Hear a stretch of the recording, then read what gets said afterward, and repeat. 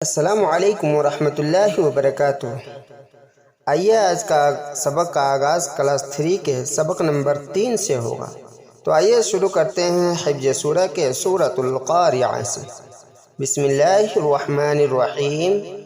القاریعہ ما القاریعہ وما ادراک ما القاریعہ یوم یکون الناس کالفراش المبثوث وتكون الجبال كالعهن المنفوش فأما من ثقلت موازينه فهو في عيشة راضية وأما من خفت موازينه فأمه هاوية وما أدراك ما هي نار حامية۔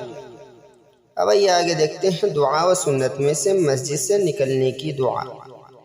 اللہم انی اسألک من فضلی، ترجمہ ہے اے اللہ میں تجھ سے تیرے فضل کا سوال کرتا ہوں۔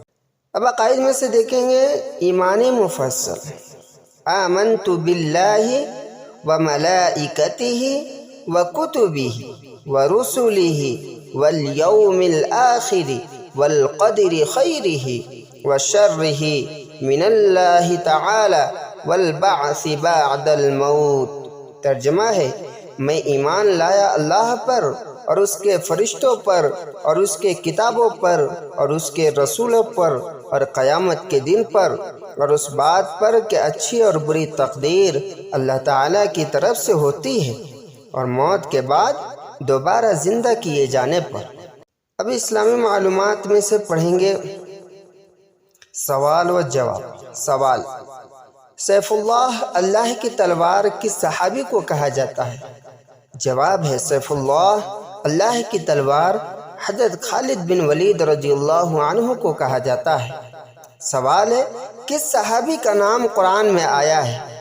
جواب ہے حضرت زید بن حارثہ رضی اللہ عنہ کا نام قرآن میں آیا ہے۔ سوال ہے حضرت یوسف علیہ السلام کن کے بیٹے تھے؟ جواب حضرت یوسف علیہ السلام حضرت یعقوب علیہ السلام کے بیٹے تھے۔ سوال ہے حضرت یوسف علیہ السلام کے کتنے بھائی تھے؟ جواب حضرت یوسف علیہ السلام کے 11 بھائی تھے۔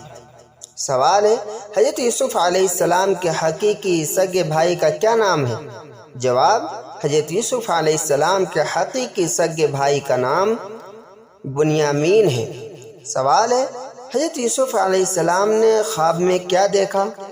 جواب حضرت یوسف علیہ السلام نے خواب میں چاند، سورج اور 11 ستاروں کو سجدہ کرتے ہوئے دیکھا۔ اب آئیے اردو میں سے پڑھیں گے سبق نمبر 1 کا 6 حروف کے الفاظ۔ آسمان، رحم دلی، سخت دلی، عیدگاہ، درسگاہ، خانقاہ، اندیشہ، دروازہ، کفارہ، شرمندہ، پیغمبر، چاندنی، بیماری، اسلامی، ایمانی، مسلمان، مہربان، پہلوان، میزبان، قلمدان، بادشاہ، قربانی، ہوشیار، مددگار، سخی مسلمان، اسلامی جھنڈا، مہربان پیغمبر، ایمانی جذبہ، جنت کا دروازہ، گناہ کا کفارہ۔ نمبر 1، رات کو سونے سے پہلے چراغ بجھا دو اور دروازہ بند کر دو۔ مسلمان وہ ہے جس کی زبان اور ہاتھ سے دوسرے مسلمان کو تکلیف نہ پہنچے۔ تم زمین والوں پر رحم کرو، آسمان والا تم پر رحم کرے گا۔ کچھ سوال جواب ہے۔ اندیشہ کے معنی ہوتا ہے خوف۔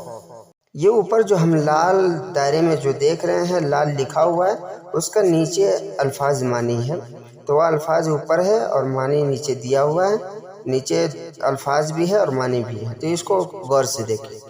اندیشہ کے معنی ہوتا ہے خوف، کفارہ کے معنی ہوتا ہے گناہ یا خطا کا بدلہ، میزبان دعوت کرنے والا، مہمان کو کھانا کھلانے والا، قلمدان قلم دوات رکھنے کے لیے چھوٹا سا باکس ہوتا ہے، اس کو قلم دان کہتے ہیں۔